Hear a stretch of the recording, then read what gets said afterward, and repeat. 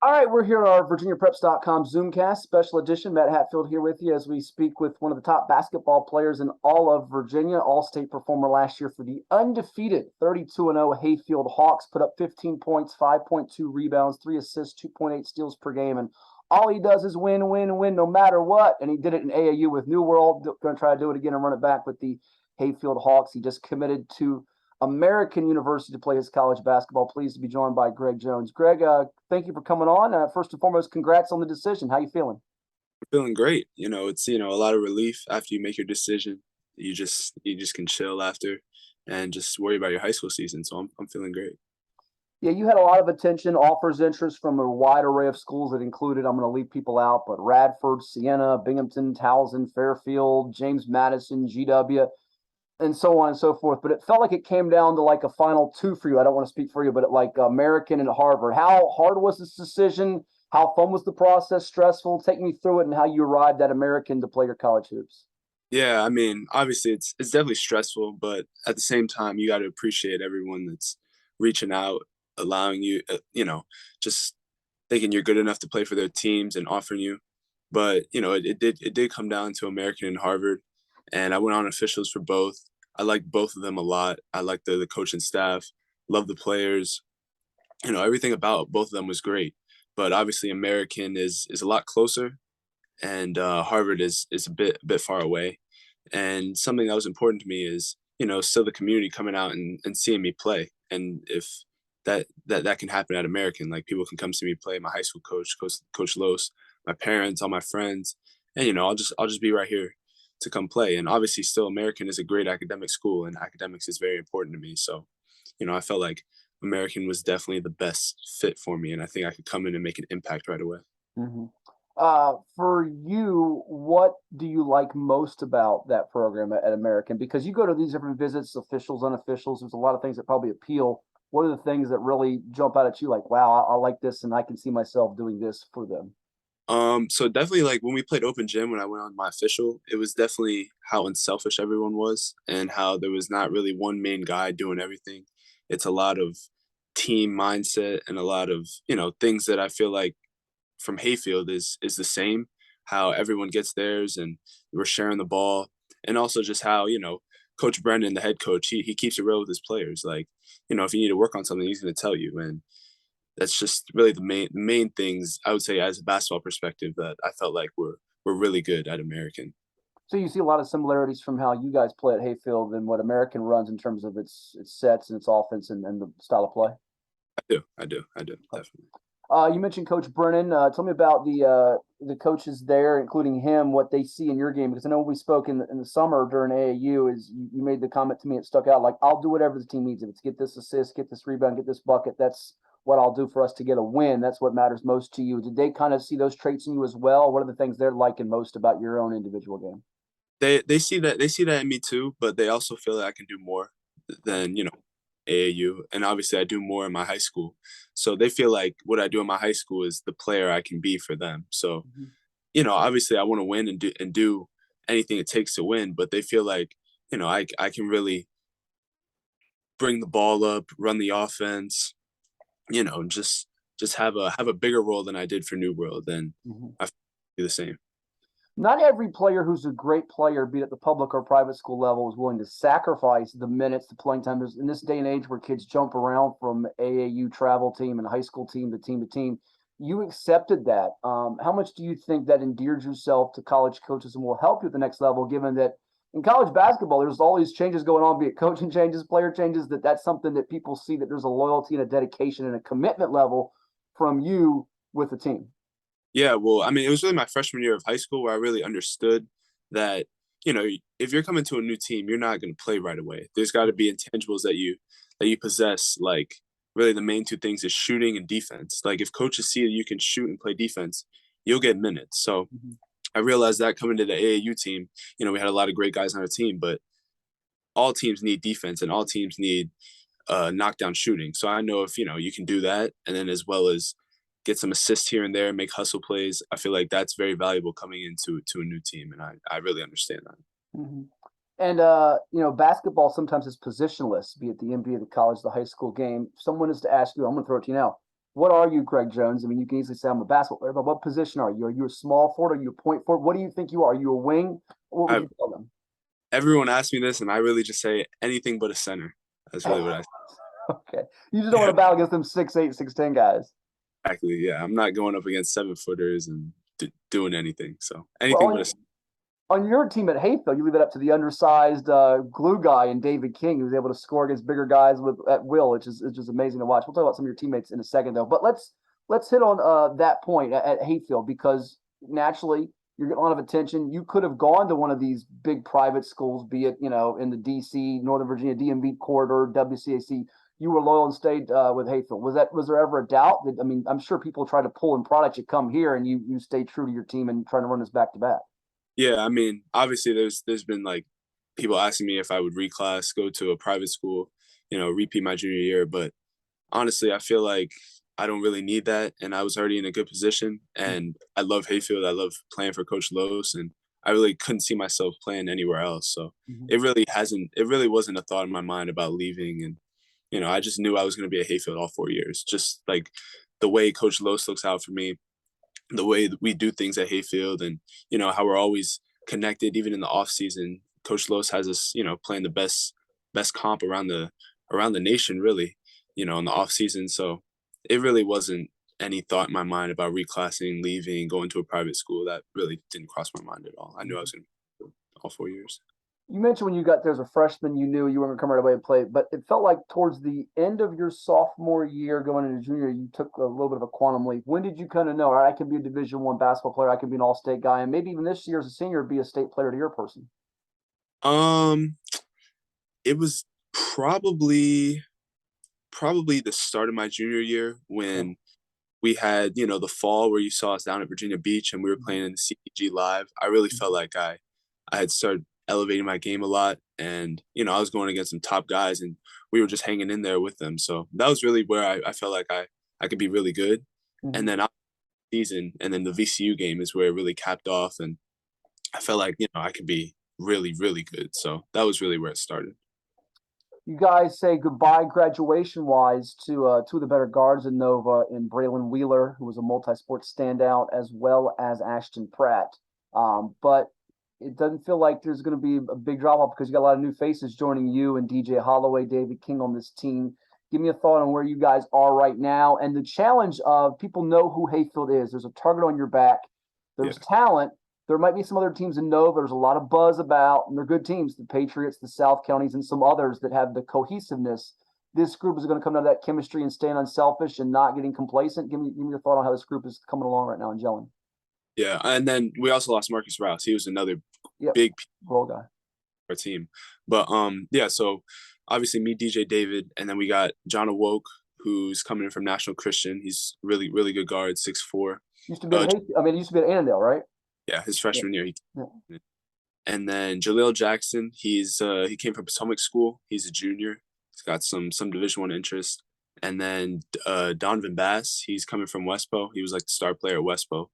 And obviously they're coming from schools where I would say their records aren't that great, but they're all great players and they bring great things to our team.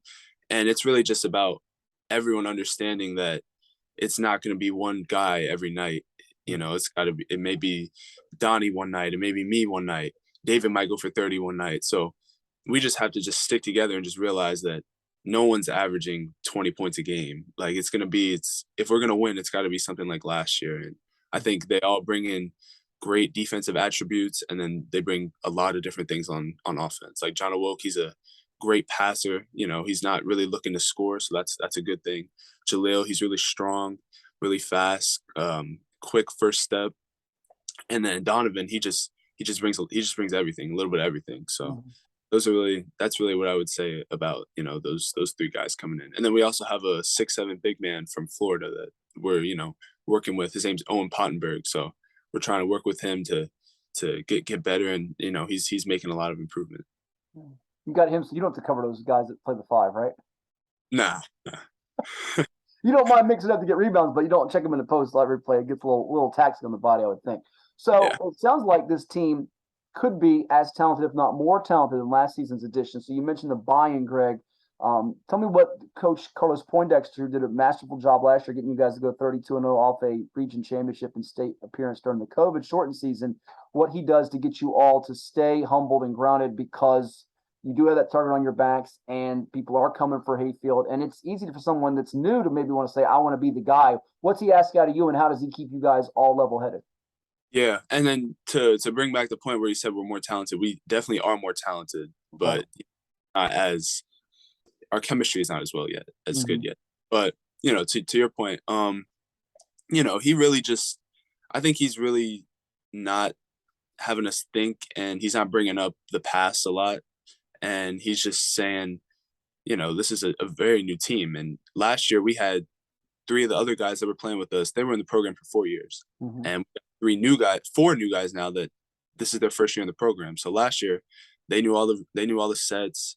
They knew what we were running. They knew, how we played. So it's just, he's just not really focusing on last year, and he doesn't really talk about it much. He just knows that this is a very different situation that we're in, because all these new guys, they haven't been in the program, so they don't know really what we do. Sure. Yeah, I think I heard one of the former coaches at Potomac, Keith Honoré, mentioned when his team was trying to go back to back. We're not trying to go back to back. That was last year's team. We're not defending anything. This is a brand new start. So it's sort of that mentality and mantra that Coach Poindexter's got with you guys. That being said, Greg, as one of those senior leaders, you and Holloway along with King, what are the things you learned that you can pass on to these younger guys? Because there's some talented young kids that they're trying to get that playing time, battle you guys in practice. They want to get on the floor. What can you use to apply to this year, the experience of going 32-0 and not having a slip up while playing good competition like John Marshall and like Lansdowne and our Virginia Preps and so many other teams? What do you take from last year's journey that you can apply to this year that helps you along the way?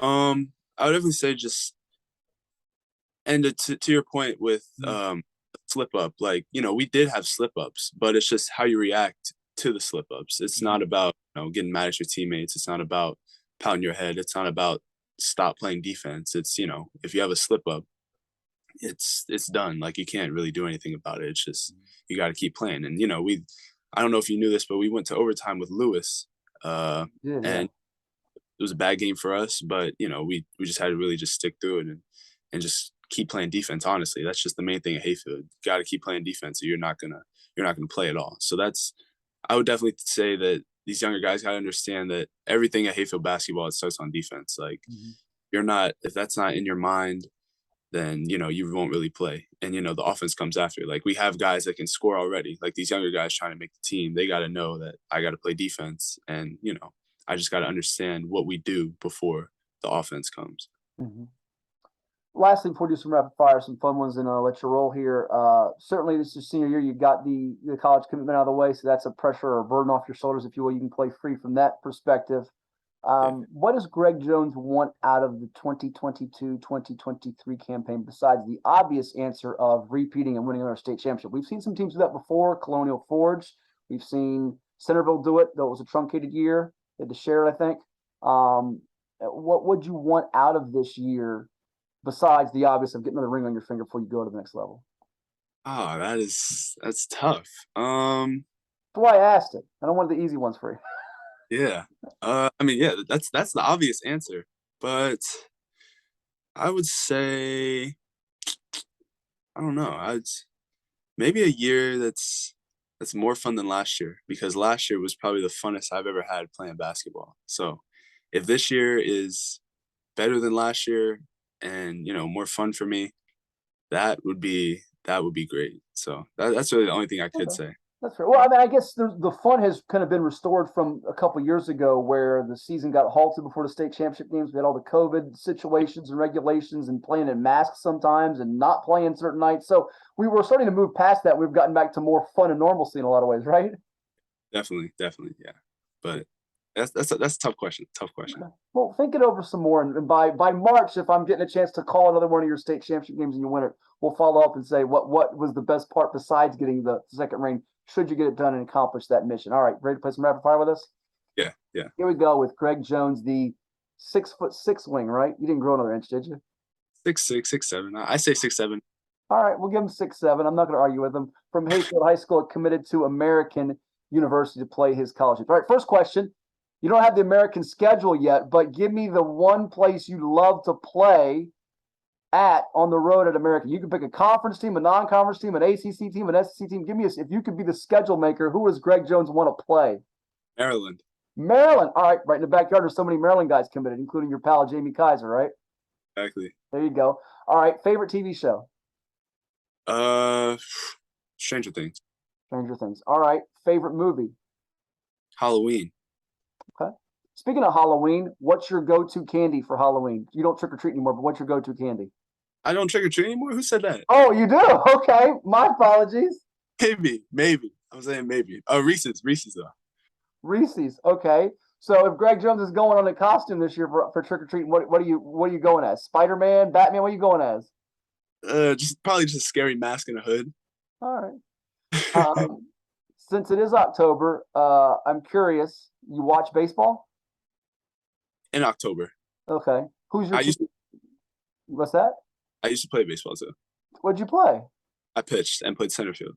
All right. So who's Greg Jones going for to win the World Series? I'm gonna have to say the Padres. All right, I can dig it. They got to knock off the Dodgers, which would not disappoint me being a Diamondbacks fan, and I can't stand the Dodgers. A few more for you. You missed on the NBA Finals pick I gave you back in the May time, that Southern Jam Fest. So give me your Finals pick for 23 to redeem yourself. I like the Warriors. Over? Over the I'm gonna just go with Milwaukee. Okay, that makes sense. As long as Dre doesn't punch Jordan Poole anymore, they'll be good.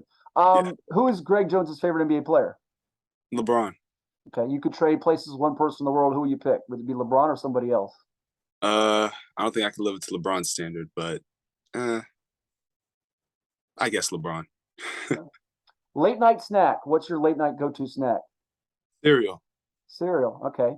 Two more for you. If you can visit one place in the world, where are you going? Probably be Hawaii. Okay. And who does the best Carlos Poindexter impersonation at Hayfield? If I tried, it would definitely be me. It'd be you. It would be me. What do you have that mimics Coach Poindexter? Probably the facial expressions. Okay, he's good for those. Expressions when he's like mad. Okay. Hey, Greg, great chatting with you. It's been a joy watching you and looking forward to this season. What's in store for you and the reigning Classics champion Hawks? All the best and be well. Thank you. Appreciate you having me. You bet. Greg Jones from Hayfield High School committed to American University to play his college hoops as the Hawks begin their quest for back-to-back state titles here on our VirginiaPreps.com Zoomcast. Also available on YouTube and across the Rivals.com network.